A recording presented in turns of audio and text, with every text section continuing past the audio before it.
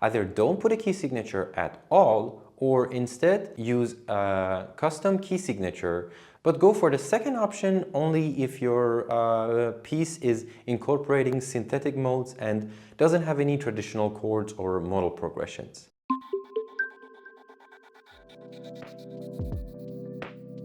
Hello everyone and welcome to another episode of Homayoon TV. As you know, the way we write down music has evolved the same way we make music.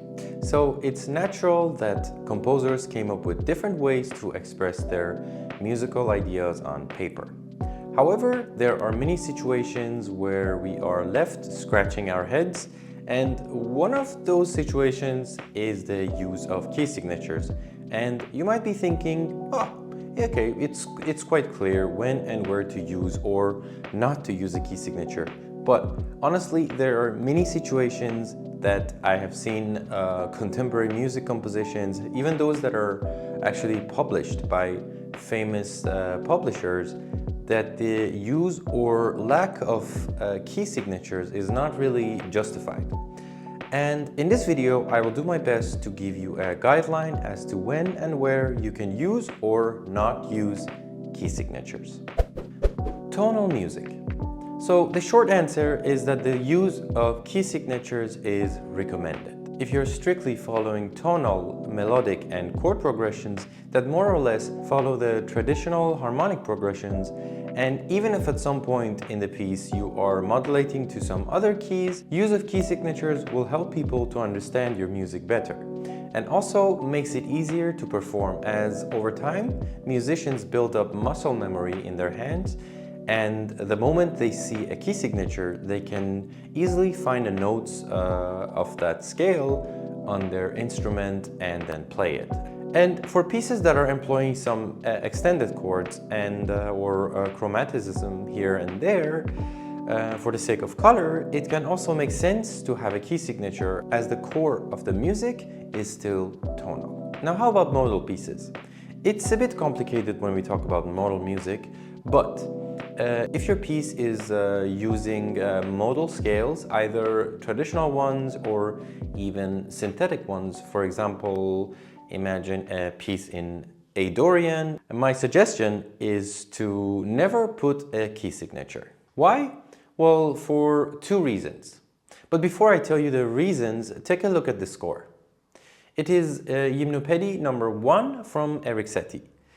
What do you think the key signature is implying here? B minor or D major? If you thought neither, you are correct. But why?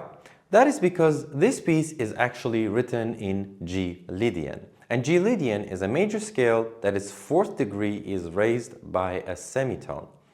And also, if you analyze it harmonically, you will notice that if the piece was in D major or B minor, it would have had some cadences to solidify the note D as its center tone. But as you can see, there is no such phrase or chord progression in the piece. So basically, the piece is starting in G Lydian, but written with a key signature of D major, or the relative B minor scale. And if you're asking why, that is because this was the only way he knew how to, and the only way the notation would make sense in that period of time. The other alternative would have been to write the accidentals directly in the score without any key signature. But just imagine yourself as a musician in the year 1888 getting a copy of the piece, and you would have thought the piece is in A minor or C major with some weird accidentals which didn't make sense at all. Then you will get the idea that putting the key signature was probably the best choice. Now, if you recall the scenario of composing modal music, I advised against putting key signature. And it actually is the opposite of what Satie did. This is one of those situations where I told you that the way we engrave music is evolved along our compositions. So in our time, we shouldn't put key signatures for modal music compositions. It's just confusing to give a piece a key signature for the sake of accidentals of a tonality that does not exist in that piece. So all that explanation was the first reason. And the second is that that most musicians are used to the major and minor keys and not the modal scales. And having the accidentals written right next to the notes in the score can psychologically and visually trigger their mind that we are not in the tonal scale space anymore, and can possibly help them to understand the music better. But what if your piece starts with a tonal scale and along the way you are using a lot of different modes and center tones within the same piece? Like if you are modulating both modally and tonally, my suggestion is to not put any key signatures at all. Take a look at this score, which is a great example of a score that was written without key signatures. Charles Ives' The Children's Hour from his 114 songs. With the first glance, you see that the piece is starting with the note A as its center note for tonality. But gradually toward the climax of the piece, there are more and more different pitches and chords that do not belong to the original tonality of A. So clearly, the music is not tonal, and indeed modal with a touch of chromaticism and colorful chords. And in this case, you can see that there is no key signature and the accidentals are only written in the score.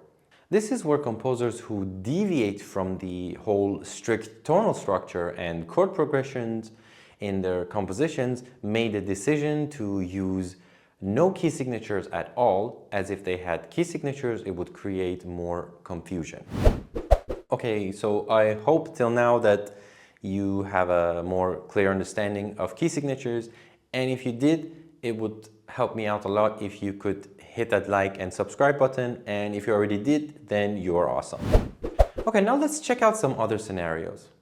What if your score has only, let's say, 2 sharps and they are not related to church modes or traditional scales?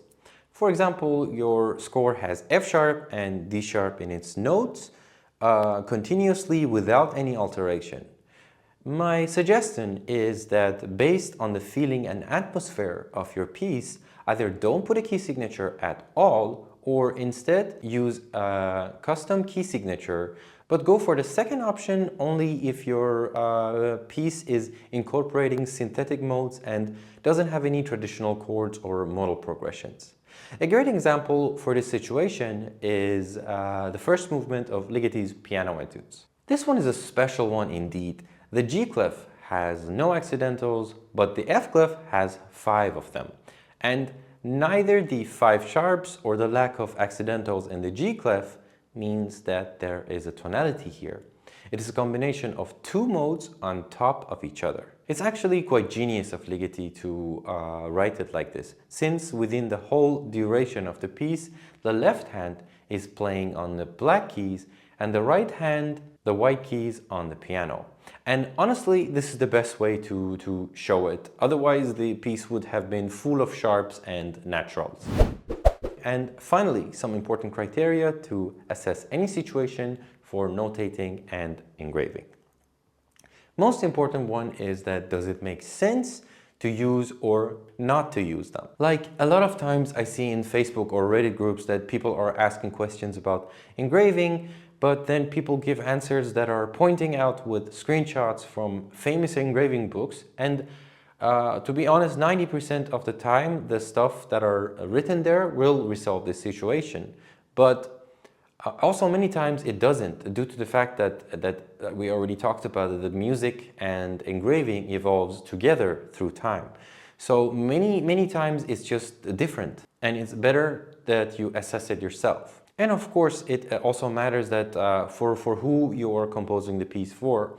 Are they professionals? Is it a youth orchestra? Is it just for someone who is a hobbyist? My suggestion is to make it clear, accessible, and readable to the person or people that are going to perform your piece.